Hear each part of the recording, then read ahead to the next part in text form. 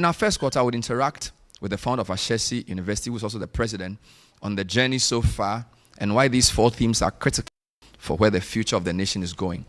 We would also have a panel of interesting people to discuss these 4 themes and open the floor to our audience, who are quite a nice, motley crowd. They seem very happy, and therefore they are applauding one more time.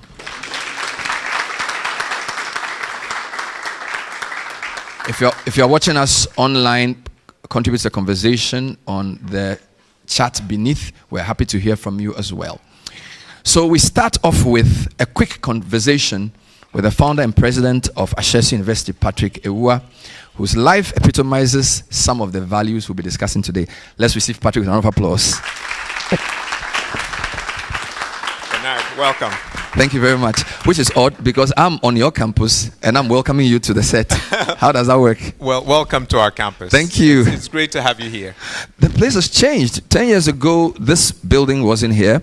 And that's correct. I could, as they say in Ghana, I could urinate around the university.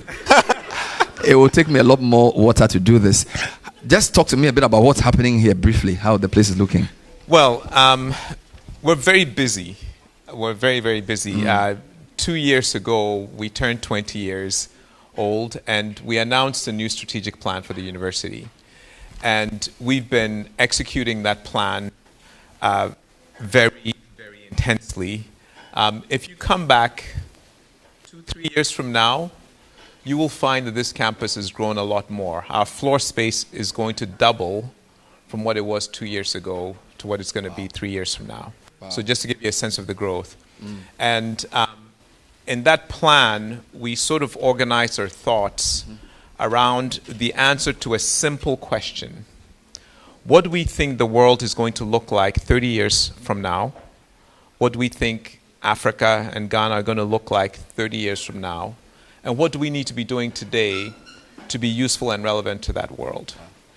And the answers to that question were really around the big waves that we see in the world. So the 6 big things that are guiding our work are the population growth happening in Africa. The population is going to double from what it was 2 years ago.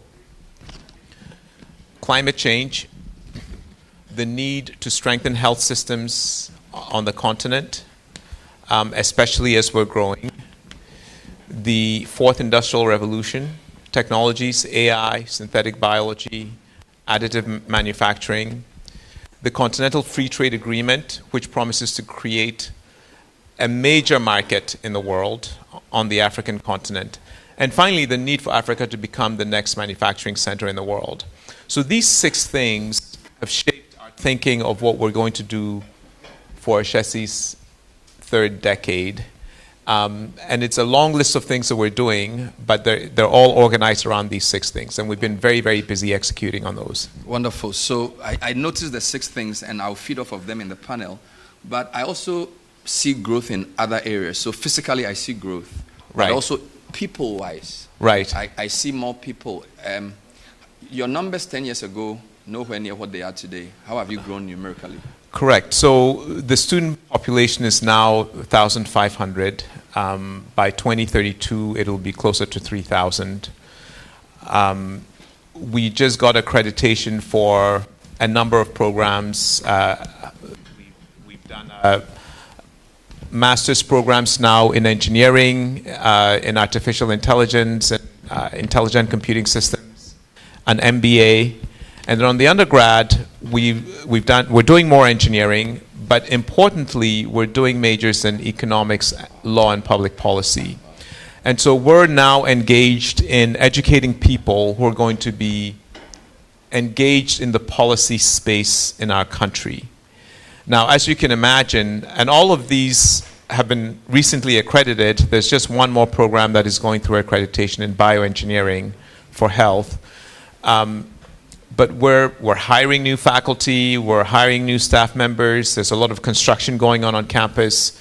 We're really gearing up for a next major wave of growth at the university. Wonderful. So while you contribute to the nation's development and grow physically, people-wise, program-wise, one thing that doesn't change are the principles, right? That's correct. How have you managed to keep those principles? Because usually when growth comes, it can compromise some of those because it's a mixed multitude, because now everybody wants to be here. And I suspect that's a very big challenge.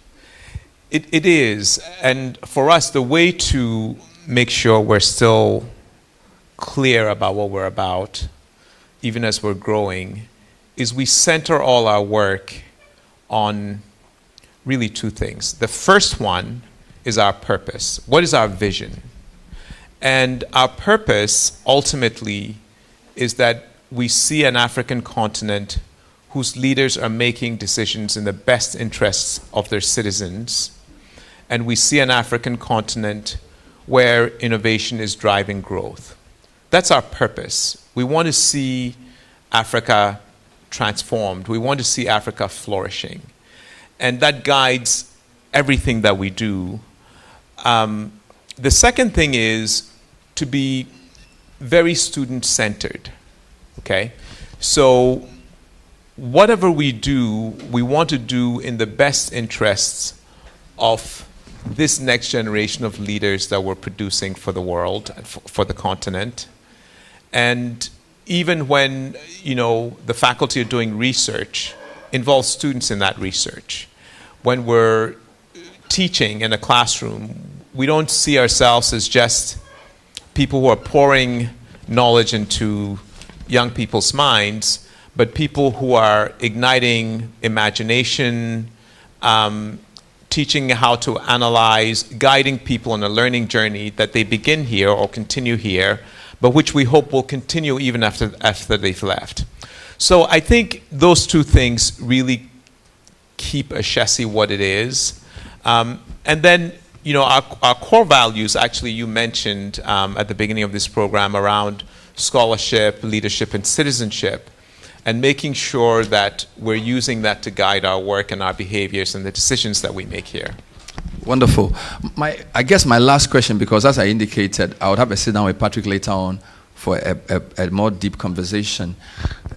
You're creating leaders, helping build leaders for the nation, but you're also showing leadership in the educational space, because there's this leadership team of universities, and I notice you do some work within the educational sector where there are other universities and other schools that sort of feed off from your learnings. Can you talk about that and its importance? Yes, so actually, interesting that you say, even right now as we're speaking, we have a team in Côte d'Ivoire that's engaged with Francophone universities in this education collaborative. The work that we're doing, when I talked about our vision and our purpose, I talked about Africa.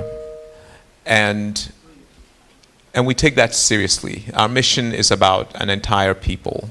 It's about a continent. And we're keenly aware of the fact that no one institution can scale to the size of the opportunity. But if we work together, we can scale to the size of the opportunity. And so the past few years, we set up this collaborative, and we invited other universities to join us and each other in improving the work that we do. Over the years, we've had faculty from 230 universities that have participated.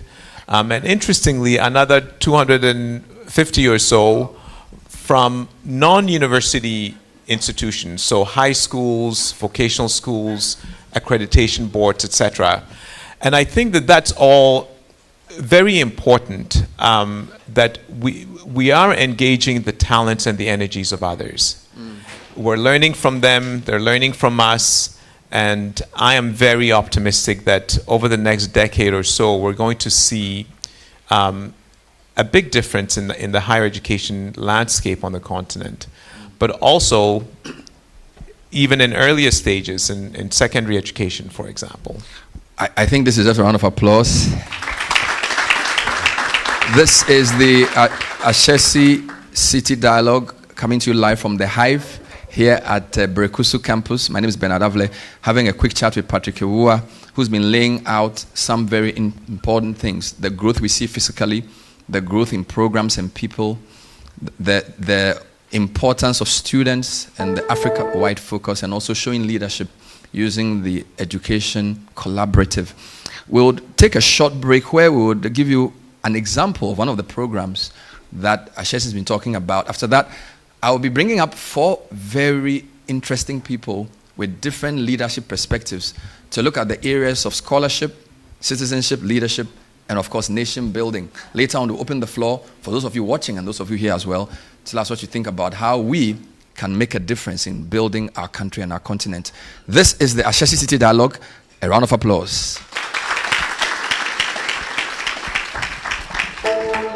Ghana's constitution is 30 years old. Wonderful. And that's the longest lasting configuration of state that we've had to date.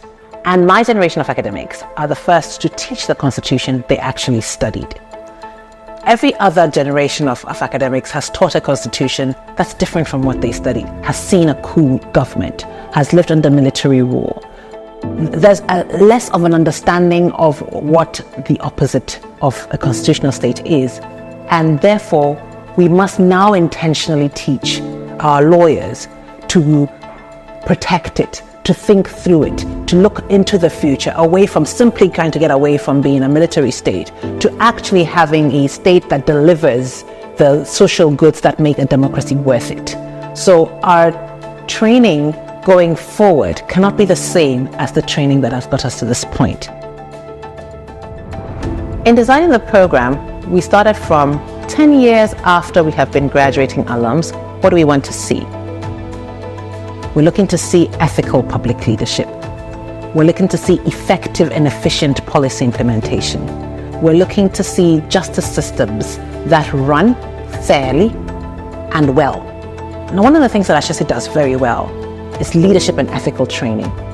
If you combine that leadership training with an understanding of public service, which is what public policy really is, and with the law, which is the structuring of how society will function and how each member of society will interact with other members and with the collective, you have a powerful core of citizens to whom you can entrust the mission and the hopes and the dreams of the people of this continent. And so this program is going to give them not just the content of the law, we're going to train them on the reasoning of the law, the whys and the hows, so that when the exigencies, the current circumstances change, then they will be able to recognize that the law needs to change. As we change the way that we train lawyers, we'll be changing the way that the continent trains lawyers. Our constitution is our oldest, but it's also the second oldest in sub-Saharan Africa, after Botswana. We are encountering now challenges that other African democracies are yet to get to. When they get to those points, they will naturally look to us who have been there for guidance. So we must be intentional not only for our own benefit, but also for the fact that we're setting the course for younger democracies about what Africans do in certain democratic challenges, right? So it's important that our legal education is capable of doing that. And the program that we have designed here is meant to meet that future need, not simply what works now.